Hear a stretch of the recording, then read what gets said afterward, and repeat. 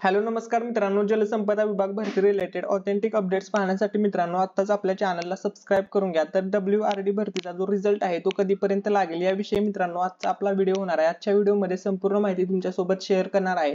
त्यानंतर WRD भरती related काय नवीन अपडेट आलेली आहे ती अपडेट सुद्धा मित्रांनो तुमच्यासोबत आजच्या व्हिडिओमध्ये मी शेअर करणार आहे। चला तर मित्रांनो आता आपण व्हिडिओला सुरुवात करूया।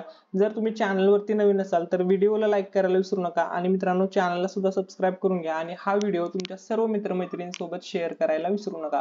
तर बघा मित्रांनो या ठिकाणी एक नवीन प्रसिद्धी पत्रक आलेलं आहे। या ठिकाणी तुम्ही पाहू शकता मित्रांनो 18 नंबरला सर्व सेवा भरती 2023 गट ब अपराजित व गट क सुधारित उत्तर तालिकेबाबत प्रसिद्धी पत्रक दुसरे आलेले आहे। पाठीमागे तुम्ही पाहिलं होतं पहिलं प्रसिद्धी पत्रक आलं होतं, आता दुसरे प्रसिद्धी पत्रक आलेलं आहे।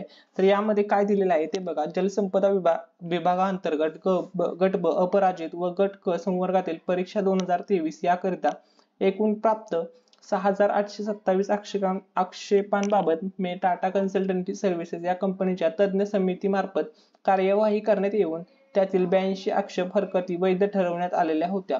तथापि त्या व्यतिरिक्त स्थापत्य अभियांत्रिकी सहाय्यक ते क्वेश्चन आयडी व दप्तर कारकून मोजणीदार कालवा निरीक्षण क्वेश्चन आयडी या ठिकाणी तुम्ही पाहू शकता बाबत घेण्यात आलेले हे 2 आक्षेप हरकती देखील टाटा कन्सल्टन्सी सर्व्हिसेस या कंपनीच्या तज्ञ समितीमार्फत स्वीकृत करण्यात आलेल्या आहेत। त्यामुळे सुधारित ऑब्जेक्शन समरी आणि व्हॅलिड ऑब्जेक्शन डिटेल्स यासोबत प्रसिद्ध करण्यात येत आहेत। 2 नंबरचं बघा।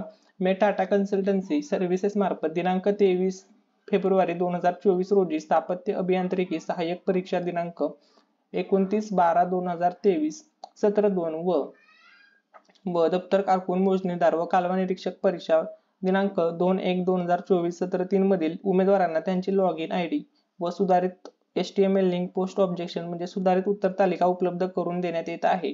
सबब यापुढे कोणतेही लेखी किंवा हे महत्त्वाचा पॉइंट आहे हा बघा, यापुढे कोणतेही लेखी किंवा ईमेल अथवा अन्य मार्गाने प्राप्त आक्षेप हरकती विचारात घेण्यात येणार नाही याची सर्व उमेदवारांनी नोंद घ्यायची आहे।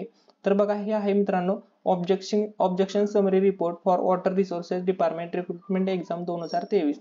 तर या ठिकाणी 7 नंबरला तुम्ही बघू शकता सिव्हिल इंजिनिअरिंग असिस्टंट यामध्ये total of number of questions होते 100 आणि नंबर ऑफ टोटल ऑब्जेक्शन होते 173 आणि व्हॅलिड ऑब्जेक्शन त्यामधील आहेत 5 आणि आन्सर की मध्ये चेंज झालेला आहे एका ह्याच्यामध्ये आणि मल्टिपल ऑब्जेक्शन्स करेक्ट होते 2 आणि फुल मार्क्स बघा 2 आहेत या ठिकाणी देण्यात आलेले आहेत। त्यानंतर 22 नंबरला बघू शकता ड्राफ्टर कारकून मेजरमेंट कॅनल इन्स्पेक्टर 100 बघा। या ठिकाणी टोटल नंबर ऑफ क्वेश्चन्स होते आणि नंबर ऑफ ऑब्जेक्शन्स आले होते 755 आणि व्हॅलिड ऑब्जेक्शन्स 3 आहेत आणि आन्सर की मध्ये बदल झालेला आहे 2 मध्ये आणि मल्टिपल या ठिकाणी तुम्ही फुल मार्क भेटलेला आहे 1 मार्क। ठीक आहे, आता या ठिकाणी महत्त्वाचा कोणत्या ह्याच्यामध्ये कोणत्या नंबरच्या ह्याच्यामध्ये चेंज झालेला आहे ते बघा। 29 नंबरला बघा civil engineering assistant question ID तुम्ही या ठिकाणी पाहू शकता आणि आन्सर की मध्ये बदल झालेला आहे।